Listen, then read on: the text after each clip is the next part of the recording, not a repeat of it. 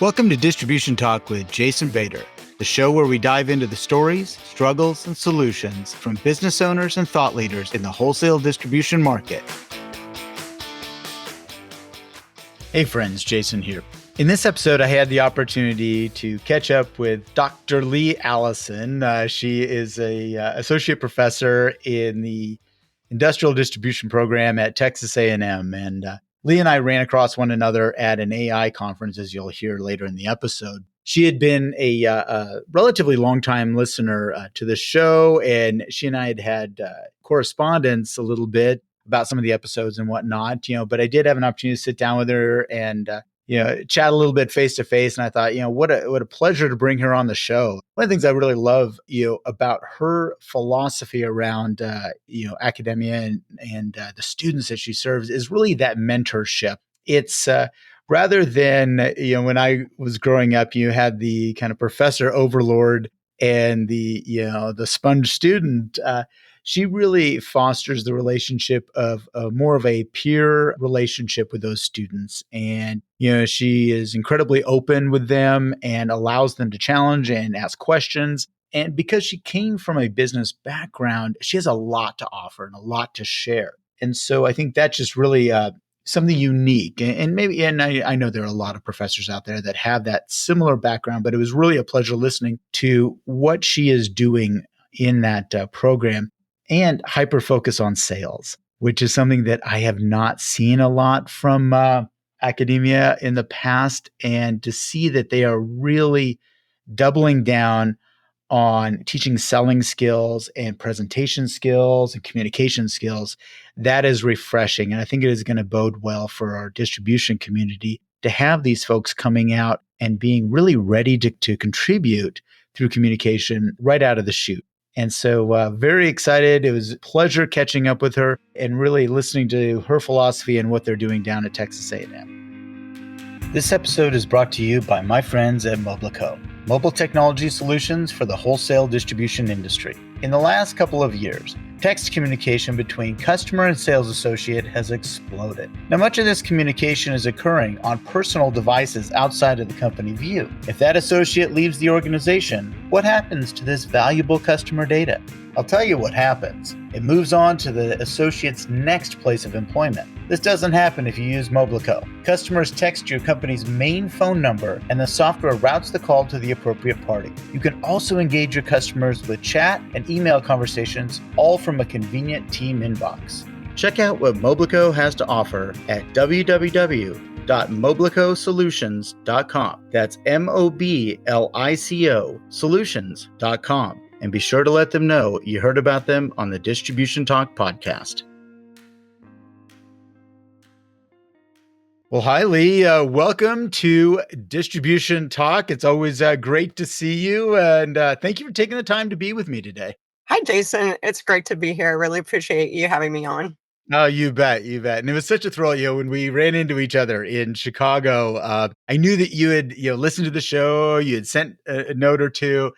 And I'm like, oh, I know her. I got to go sit down and talk to her. And no, that just turned out just fantastic. So super fun meeting you in person. Yeah.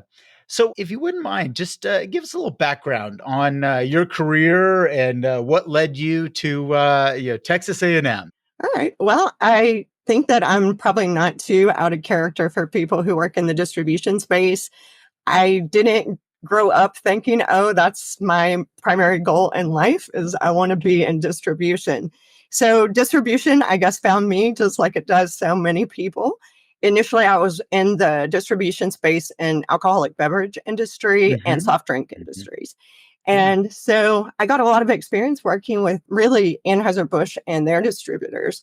And I was involved in sales and marketing primarily. But the most important thing in my life, given that I'm a mom, was my kids. And so I had a fabulous career with various distributors and things like that. But I noticed once my kids started graduating from college that they were not going to be like things were back in the day, where everybody lives close by, maybe in the same town or the same state. And I thought, if I'm ever going to know my grandkids, I've got to do something a little bit different to gain more flexibility in my life. And Sure. so that led me to think, well, what else could I do? This is all I know. And Hmm. it also was coincident to a big sale. So you might remember back in the 2007, 2009 timeframe, that's when Anheuser-Busch sold to InBev. And Okay. it just seemed like a great time to maybe make a change. Sure. Sure. Yeah, so I just went and I thought, well, maybe I would like teaching some of the things that I've learned. And Hmm. so I went to a local college and I asked them if they needed anyone to teach. And they let me start teaching in the evenings. And Okay. so I found out, oh, I'm pretty good at this and it's Yeah. fun. Yeah. Yeah. Yeah. And so then I started thinking more seriously, how could I be successful and really make this a new career? So, it's interesting, Lee, I have a similar path. Well, not somewhat parallel epiphany. I'll tell you that, literally 20 years into my career, I realized I was a teacher. And, that's a really interesting, revelation when you're going through. And I had kind of forgot about all the things I did when I was a lot younger, teaching English and, ski instructor and, swimming coach, things like that. And I'm like, oh, I guess I am a teacher. And I just didn't know it. And it's kind of a fun epiphany. You're like, hey, I actually can do this. This is kind of fun. So Yeah, you're a great teacher. thank you. Appreciate that. And I keep trying and people keep calling. So I think I'm still okay at this.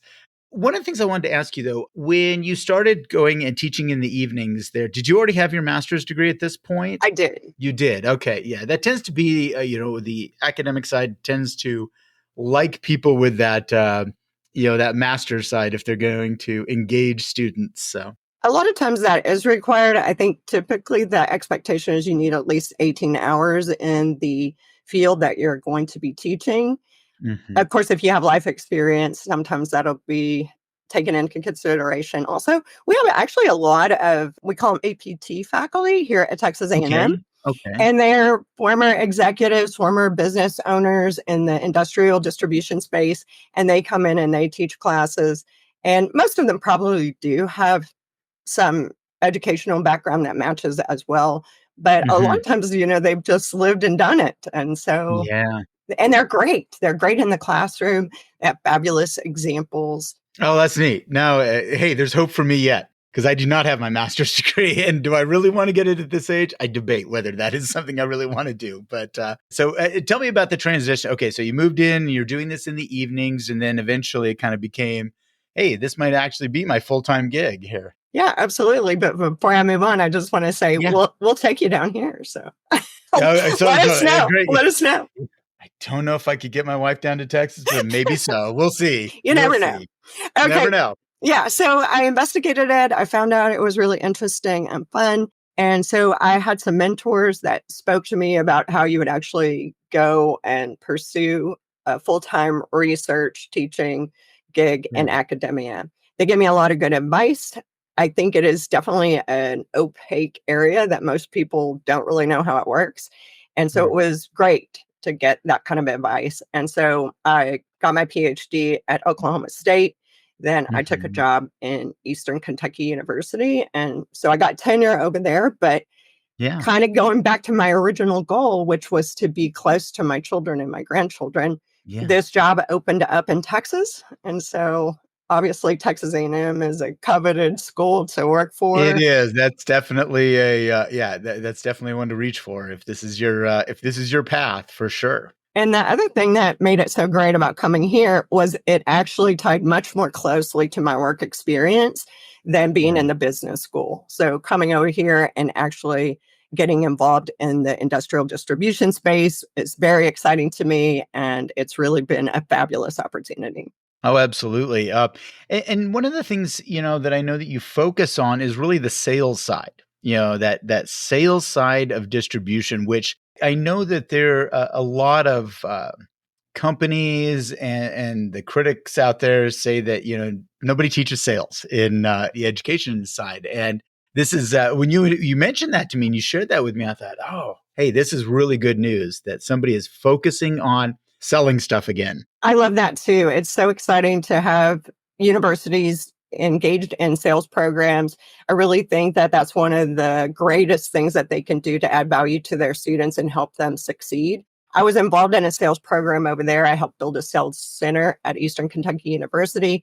And then I was Great. involved in a University Sales Center Alliance also. So there's about 120 schools across the world that do teach sales and have sales focused curriculum. So I think it is something that academia is coming to recognize as bringing value to society and to business. And so I am excited to bring that here. And now we're working with our engineers more closely to make sure that they have those technical selling skills in order to engage in a consultative kinds of sales interactions to bring value to the clients that they serve. Well, I think that honestly, your background allowed that to happen because I don't think that is spawned out of those who have kind of lived their careers through academia. I think that you needed something like you had, with Anheuser-Busch and the distributors you worked with to really recognize this is a need, that we need to prepare these students for what they're actually going to do in many cases. So it is a need and it is underrated, I think, generally. Yeah, I agree. I think a lot of students don't appreciate how much life involves or requires the ability to sell. And I actually noticed when I was at EKU, it was a hard sell for business students to get them to understand the benefits that they were going to get. It wasn't hard selling donors on the idea. They know. Right. Everybody wants to be in marketing. Nobody wants to sell anything. That was my experience, for a long time there. And I just, as I said, I'm thrilled that, really the sales side is coming back because that's, when I came out of school, in the early 90s, most of my friends went to Xerox or to the copier schools because they had the best sales programs. And trust me, you go door to door trying to sell copiers, you're going to get you're going to get your sales chops at that point. But again, did not see a lot of that, through early 2000s and into, frankly, up until maybe 6-7 years ago, I hadn't heard of anybody really going down this road. Yeah, it's great. Actually, I was listening on my way to work yesterday to a radio program out of Boston, and they were talking about they're considering I guess the educational board here is considering eliminating cell phones from public schools or at least locking them during the day. Yeah. This is actually really big with my kids, that they have to actually literally turn in phones when they step into a classroom. Okay. It's a big deal. Like there are literally these little pouches that they drop them in when they walk into the classroom. So it's pretty serious. Well, that's what they're considering. And the reason that I bring it up is so it was a call-in show. And so a number of parents were calling in and suggesting that kids don't know how to communicate with one another and that they might need counselors and so on to help them bridge the new expectation, which would actually be having face-to-face conversations with their peers. And so I thought that was so interesting. This need to communicate really is underestimated across, I guess, a lot of spheres, especially now that kids are digital natives, the alpha generation and things like that. And I think even in the current generation, being able to encourage those communication and soft skills is really a tremendous value add for students who are coming to college. Absolutely. And I love it. It's so funny. And there's life essentials that need to be known as well. A friend and I had this discussion yesterday that, who's teaching kids how to go look for a job or go interview for a job? And I had this long discussion with my son about it's like, okay, well, if we were to create a life essentials course, a semester in high school, what would we add in there? And it was just kind of fun, brainstorming different ideas. Not that I'm going to do this because I don't really have the time to do this, but I find it fascinating that there are a lot of skills, that the education system could be taking on to bring in. And I think you're right. Communication and interpersonal skills is a big one that really should be a part of that at least thought process, not necessarily part of I don't know if it's part of the curriculum or not. Well, that is my experience that we actually have really strong relationships with our students. And that's been my experience wherever I've been. And so I would say that what we actually are engaged in fact, I'm going to go back to a Wall Street Journal article that was just released about 2 weeks ago that Yeah. actually rated Texas A&M number one in the state of Texas, number one in the SEC. And the peculiar thing about that particular ranking, I thought, was that it had incorporated new metrics. And so, Yeah. yeah, Yeah. so it had incorporated the metrics of the character of the students and additionally the opportunities for success that the school is delivering to those students when they graduate. And so I think that that really speaks to exactly what we're talking about here, making sure they Sure. have those soft skills, making sure they know how to interview, making sure that they understand the companies with which they might seek these opportunities. Yeah, absolutely. I read your LinkedIn post talking about this thing, and being very proud of Texas A&M and where they are and where they're ranking. For many different reasons. But one of the things I did want to touch on, you talked about relationship to your students, and share with me a little bit about your philosophy, how you interact with your students, and how do you engage them? So, because let's face it, and okay, I'm going to call them kids, and I probably shouldn't either, but the young people that come out of your programs, seem to be very sought after and, of higher level and more prepared. And so I think that has to come from that interaction, that you all have with your students. But if you wouldn't mind, if you could just share a little bit about how you look at that relationship with your students. Absolutely. Thanks so much for asking about that. As you note, I love it here. Texas A&M is amazing, but I've had wonderful relationships with my students everywhere I've been, and many of those relationships continue to this day. Any given day, I have a student that will reach out and say, "Oh, I just want to touch base and see how everything's going," and those kinds of things. So, I guess what I would say is that I feel like my experience is that these relationships between the professor and those of us who are working with academia and our programs are very hands-on and they're very personal. And Yeah, I would characterize them more as mentorships, where we're really engaging with the students and trying to help them find the places that they can really excel. And then we're trying to help them develop additional skill sets that will promote those areas that they really have a talent for.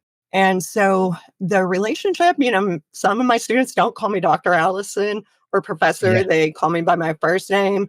I think it's a very different kind of relationship than what maybe you or I experienced when we were going to college. sure, sure. And I think maybe part of it is due to I think now we have more interactions. We're all on digital platforms in various social media platforms and those kinds of things. So the interactions really, I guess the boundaries are blurred, is what I would say. Hmm. Yeah, I can see that. Well, again, from meeting you, face to face, I can see that, incredibly approachable. That is really something important because to your point earlier, professors that I met, again, we're going back a few decades here, but, it was a formal relationship and you really didn't feel comfortable necessarily going and talking to those professors. There was this huge elevated status. And I think, and I remember one in particular, he always wanted to be referred by his, doctor, etc. And I'm not going to out him here on the waves, but I found that it was always there was a divide that didn't serve me well at all. I mean, it didn't serve anything that any of us were doing, and we didn't feel comfortable asking for advice or going and asking as a mentor. That was not the relationship I felt with that individual, or really with any of them for that matter. So I think yes, trying to foster that is incredibly important if you want learners, if you want someone to really engage. And I think we sometimes talk about building lifelong learners, and I think that mentorship is really a key part in doing that. I agree. I think that there's definitely less. I think what you're describing here is power distance, right? Oh, So interesting. Yeah. we're not really interested in setting up distance. We're trying to engage more in servant leadership, trying to help them see and envision what they want for their lives. And I think that that's really important and really resonates with this generation and those that are coming after them because they have a little bit different priorities than maybe you or I did when we were Mhm. coming about the same age. And so they are valuing things like relationships, work life balance. They want to make sure they find an organization where they really fit and they feel like they can bring their best selves to work. And so I think Yeah. all of those things kind of play a role in changing the dynamics about the relationships. It's really interesting you mentioned that. I've shared with audiences several times about that, especially the newest Gen Alpha is coming out, and and a little bit, and probably in Gen Z, that they do take longer to decide who they want to work with because they're going to make sure that you are a person of integrity, you have purpose, and I think the successful organizations that are going to be attracting these students are going to talk about mentoring and going to talk about an open dialogue. That's really attractive, I think, to your students coming out. Absolutely. They're very interested in that. They want to see a career path early on. They want to know that they're going to be able to interact positively and really contribute. They want purpose. They want to be able to make a difference.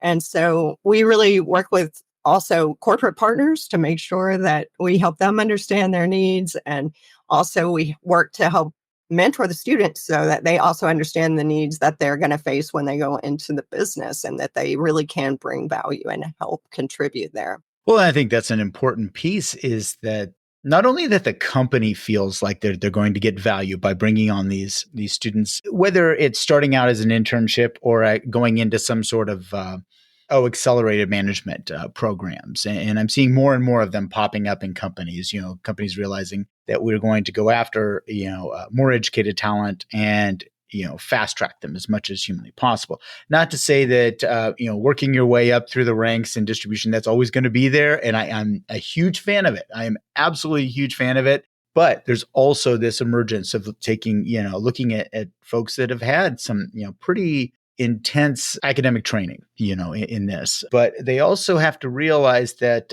not only the benefit to the company, but the student is going to be able to contribute as well. It's not a one-way street that we're just kind of mentoring. It's that student is actually coming with some ideas that, maybe the company hasn't been exposed to in the past. The students really are prepared to add a lot of value on day one. We actually Yeah. also do capstones, and it was true where I was before, where students are literally adding millions of dollars in revenue through their projects or saving companies millions of dollars. I'm not exaggerating by that. And all Oh, of that yeah. is for free. If the company wants to come and do capstone projects with the students and things like that, certainly there's a time commitment. So I don't say it's totally free. But Right. this just shows that students are interested in critically thinking. They're interested in looking for the gaps in a company or an organization and identifying them and then scoping that out in order to create a project from start to finish where they can Yeah. actually add that value. And I think there is a pride that goes along with that, and a confidence builder. They're getting a couple wins under their belt. I think that really breeds success is when they can do that. And the recipient company is receiving value and they can recognize, yeah, I'm actually contributing. And if I do more, I can contribute more. And it's not going to be just I take paycheck. I truly believe that people coming out of school today want to contribute. And I know, there's all these stereotypes about entitlement and laziness and all this other stuff, but I think that's just surface noise. I think there's really people that want to contribute and to actually add purpose to where they decide to land. And they do wait a bit to decide. It's not just I'm taking the first job. It's I'm going to decide who fits me and my values the best. Yeah, I think that's a great point. It's not my experience that people are entitled. All of my experience is really good. Students come here, they are really interested in learning how can I be a better person? How can I be a better leader? And those kinds of Yeah. things. And so I think that, yeah, it's just interesting to see how so many times they're characterized versus your own interactions with them and seeing their earnest desire to learn more and to be able to do more. And so I've seen that firsthand. And so I can encourage all of your listeners to take faith in the fact that actually these students actually are excellent and they are interested in contributing and things like that. So I think it's probably a tendency for every generation to kind of look at the younger up and comers and think they're a little, Absolutely. Yeah. It's tradition. It's tradition to look at the younger Yeah, I think they're generations a little less and motivated than we were or something like yeah, that. But I think totally. they're a little bit different. You know, Totally. they have different experiences in terms of using technology and those kinds of things. But Yeah, I still think absolutely. they look for the same kinds of things that we did. They want to be successful. They want to contribute. They want to have great lives. For sure. No, absolutely. This episode of Distribution Talk is sponsored by InSQL Distribution Software. InSQL is a fully functional distribution-based software package, and these folks do it very well at a price point many smaller distributors can afford. Another thing I like about this company is they do it all in-house. They take on these applications and build them into the platform using state-of-the-art Microsoft technology. No third-party bolt-ons for them. This is important because when you need technical assistance, they are the single point of contact. If you're ready to step up to a fully loaded, scalable distribution package at an affordable price, look no further than InSQL Distribution Software at www.insql.com. That's INXSQL.com. If I could for a moment, I want to step back and talk a little bit about the marrying of that sales and engineering side. You know, this is something that I know that's been really a big part of your career and your push. So could you talk a little bit about how that works? Because engineers aren't necessarily usually salespeople. Yeah, that's so interesting to me, actually, as well. I got here, and usually the first week that I get a class, so I'm on my third semester here now. But when I get a class, I usually ask them, how many of you here would be interested in sales? And again, here it's different. So I can't speak to more broadly like I can about the goodness of the students and the interest that they have in being hard workers and things like that. I think that's a broad generalization that I can make about students based on my experience. But what I can't say is typical here is so many hands shoot up when I ask that question. And so many, I guess, students that I'm teaching now are self-selecting into a program that supports their interest in sales. And that Okay. is kind of surprising to me. But what we're doing here is we're really marrying up engineers with the business skills and the soft skills that they need. So I do think that engineers get a bad rap. They're generally characterized as being maybe introverted and less comfortable with personal interactions. But Mm-hmm. what I find is that the engineers that we're working with actually do seek out these opportunities. They recognize it's not enough to have a great mind and to have these great technical skills. They understand that Right. really they need to develop their ability to communicate very complex kinds of information to people who may not really want to get all down in the weeds of it. And still, they have to be able to communicate effectively the value that they're bringing with those complex technical kinds of solutions. It's interesting. I mean, and kind of a funny side note, literally next week, I am going to be working with a group of engineers, very technical engineers on their presentation skills. And they're going to be, presenting at a conference next year. And I've been charged with presentation skills, softening it up a little bit, less lecture, more personality. And it's going to be interesting. I don't really know how the outcome is going to be, so we're going to see. But I think you're right. Engineers do get a bad rap for this, and sometimes when I've seen them, present and speak, I understand why they get the bad rap, and so it's up to us to kind of help them with that. Understanding the communication skills are so critical if they want to be successful, if they want to make a point to someone. Yeah, that's great. I mean, I think just like you're saying, you're a teacher, I'm here to teach. And I think, like we've kind of discussed here, we're both interested in really helping others develop the skills that they need to be Right. successful. And so some of the activities that we do with the sales competitions and then the career fairs, I know your family sent somebody down to our career fair and something, Yes. so I think giving those face-to-face interaction opportunities, whether it's at a career fair, whether it's in a competition, whether it's through internships where they actually get to be embedded in a business and then actually given areas of responsibility where they can contribute, where they can get a feel for the culture, get an understanding for how they can actually operate in that kind of environment in order to be comfortable, in order to share their ideas and take part of bringing solutions to the distributorship. I think all of those things really help move students forward. I think it's also good for just, career people to have those kinds of exposures and interactions as well, kind of get out of your day to day and, engage with people in different ways, I think is always valuable.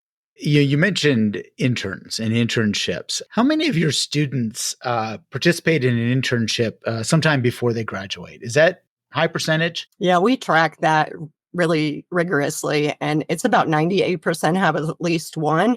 Some have as many as six, but all of them, almost all of them have at least one, and most have two. Interesting. Yeah, no, that's fascinating because I think a lot of distribution companies, privately held distribution companies, they think about internships, but they don't really know how to go about putting that together. And frankly, I look at it as like if you get an intern from one of these schools, you have the leg up if you want, to recruit them. I mean, you've got a first shot. And so I think building an internship program inside your organization is incredibly productive, really from a recruiting standpoint, but also getting to test, where are you right now in your company's journey, and what are some of the ideas that maybe, you need to start looking at. So Yeah, that's a great point. I think just like you are very invested in helping distributors and especially owners of distributorships find a succession plan. I think a talent acquisition plan is also a good thing to develop and have for your organization as well. And so, you just get so much value out of something like that. Yes, it takes some work to get it set up, but you're going to mitigate risk, right? Because you're going to make sure that your hires, or at least increase the probability by a high degree that your hires are the right hire, that the students that you're hiring for a specific role, that they're the right fit for the role, that they actually enjoy whatever it is that you ask them to do. And so I think all of those kinds of things really, avoiding coming in, training someone, investing in them, and then having them leave, because they weren't the right fit or they didn't really understand what was going to be expected of mhm. them. So all of those things really help not only like a succession plan, but kind of just like a succession plan. We're going to bring in the right talent and we're going to help our organization grow and flourish. It's interesting. I've had this discussion with several different business owners, especially folks my age, in their mid 50s. And, they're thinking, okay, there's a lot of us in the 50s, and maybe late 40s, 50s, early 60s in these companies. And, then we have a lot of new people we're starting to cultivate in, but we really missed the middle. We failed there. There was a gap. And that's really concerning to a lot of folks, and obviously, that's not something that we can fix immediately, but it's something that if we can grow those newer people in, that they can fill in that gap, and there's not going to be such a large generational gap inside of these organizations. Right. That's interesting that we do have that big gap. And I don't really know what we can do about it now, except maybe change and prepare better to avoid that in the future. But I Yeah. do think internships are a great way to bring in new talent to the organization. And Mm. really, sometimes by bringing new people in, you learn more about your organization yourself, things that are good, things that maybe need to be tweaked a little bit, and those kinds of things as well. A fresh set of eyes can never hurt. I mean, even if it is a young, less than experienced fresh set of eyes, they see things that we don't, and it's good. And I think we have to kind of drop our ego and say, look, there might be some things, some gaps in our own in our own organization. But so I think one of the barriers, though, is that companies don't know how to create this internship opportunity. They don't know what they're doing. And I guess, and I'm going to throw kind of a loaded question at you, is that something that you all, as Texas A&M, can help organizations kind of craft that so that, they can be successful at it? Absolutely. We are very invested in doing that. We want to work with our partners. We have partners who are part of our executive council and they give us advice, but then they also are taking advice and taking counsel on how they can contribute value and that they can also benefit from the relationships of having corporate partners invested with academics and then with their students. And so I do think it's really a case of the win, win, win. Yes. And it's very helpful all the way around. Sounds like another a new webinar for the Texas A&M folks is how to create a good internship for distributors out there. So, well, good. I appreciate that. I think you shared a lot about this. One of the things, though, that I'm interested in that sales, marrying the sales engineering and whatnot, but really the research that you all are doing. I mean, I think that's kind of another big piece of that. Could you touch on that just a little bit? I'd love to talk about that. Yeah, we're an R1 school, so we're very interested in the research side. We also do a lot of sales research. So the people who have come in to really marry up the engineering side with the kind of business understanding and the selling side, we're all sales researchers. That's the area of academia that we pursue. And we do put together research projects and research consortia in order to help businesses satisfy this need that they have, whether it's to understand better how to attract and keep talent, whether it's to understand how they can use AI more effectively in their business to grow the business. All of those kinds of things are questions that we pursue and that we work with businesses to help them solve for whatever specific problem it is that they're experiencing. And is it research papers? What is the output so that, the unwashed masses like us can go and check out what you all have been doing? Yeah, absolutely. It would vary on what the needs are of the companies, but we could do Yeah. tailored start to finish kinds of projects for them. Any kind of problem that they are experiencing, we have the expertise to help solve that. It can also be where they come in and they meet with other leaderships across different industry verticals and they share experience and they identify best practices for certain things.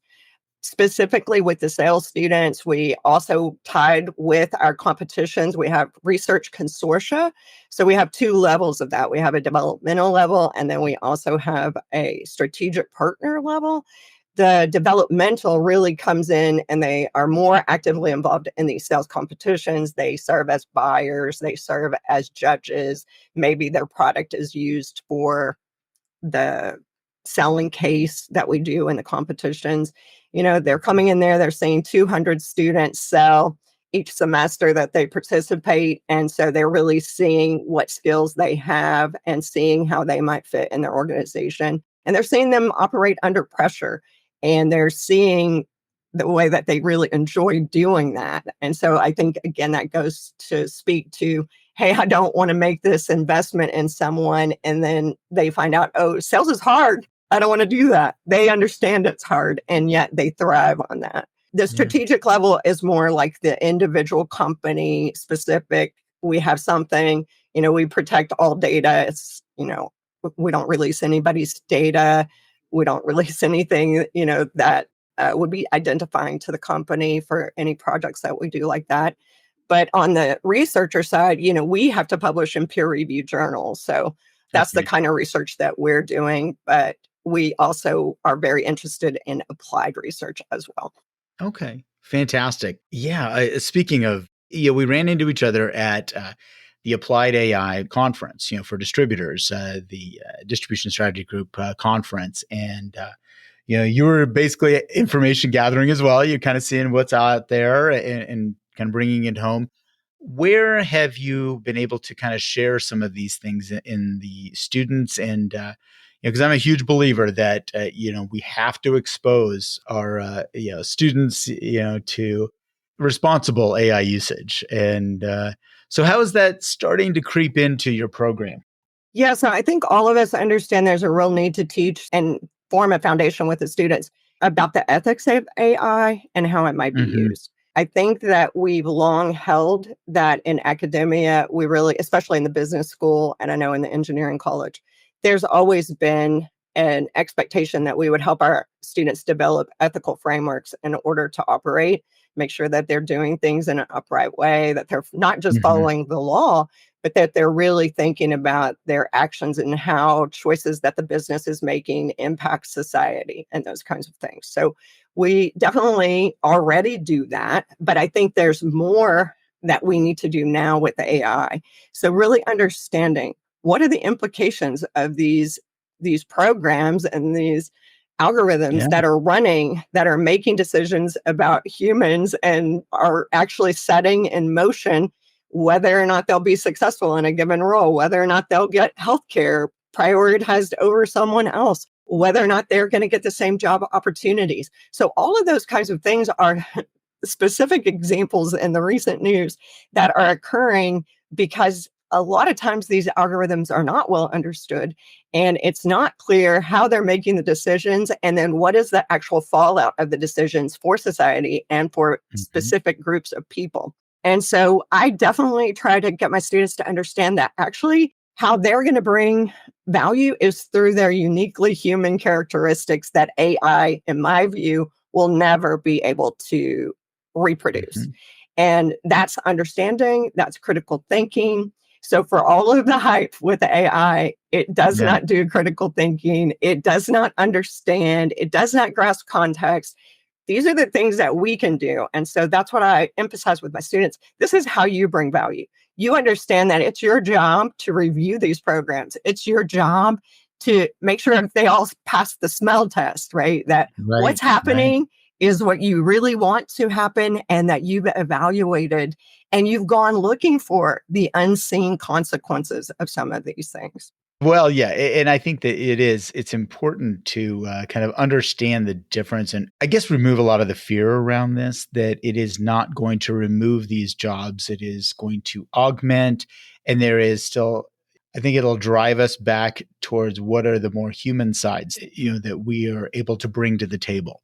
And so as we develop those, better communication with individuals, empathy, connection, things like that, those are the things that if we drive higher, AI becomes a tool. It becomes a tool to become more efficient so that we have more time to do all the human things that we really want to do. Absolutely. Yeah. So that's what and I try to, whenever people, get a little fearful around talking about AI, I try to bring up the point that there are things that are uniquely human and will not be displaced. They just will not. So yeah, no, I'm glad that you've brought it in. And again, I was thrilled to see you there because I do love to see people from academia to coming into those organizations, and looking at these and saying we do need to expose our students to this. This is not, we're not going to bury our head in the sand here. We have got to, make sure that they are prepared because I truly believe that this is going to be part of the requirements. This is going to be almost, the basics that you have to have going into your career, that Absolutely. you are going to have understanding and, be slightly familiar. You don't have to be perfect, but slightly familiar with how these tools can enhance you as a human. Yeah, absolutely. I agree with you. Everything that you said, augmenting it really allows you then to leverage these human characteristics that you have for empathy, for caring, for servant leadership, all of those kinds of things. That's how Yeah, you're going to be able to add value is you're going to be able to use these tools to make you more efficient, to make you more effective.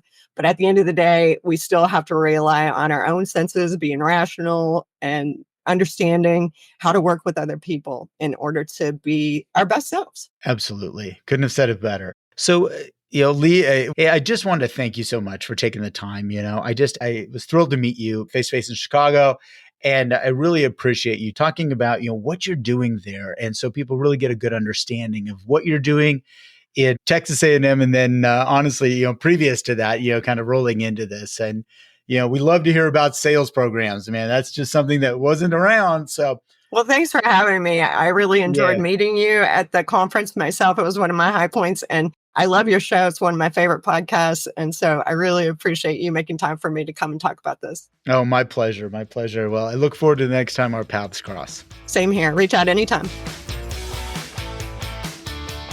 Thank you for listening. If you liked what you heard, consider sharing with your friends and colleagues. And don't forget to follow the show on your favorite podcast application. Links to sponsors, products, and services mentioned during this episode can be found in the show description area or at www.distributiontalk.com. Distribution Talk is edited and mixed by the brilliant team at the Creative Impostor Studios. This episode was brought to you by my company, the Distribution Team. We are a consulting services firm dedicated to helping wholesale distribution clients remove barriers to profitability, generate wealth, and achieve personal goals. To learn more about how we can help your company succeed, check us out at www.thedistributionteam.com.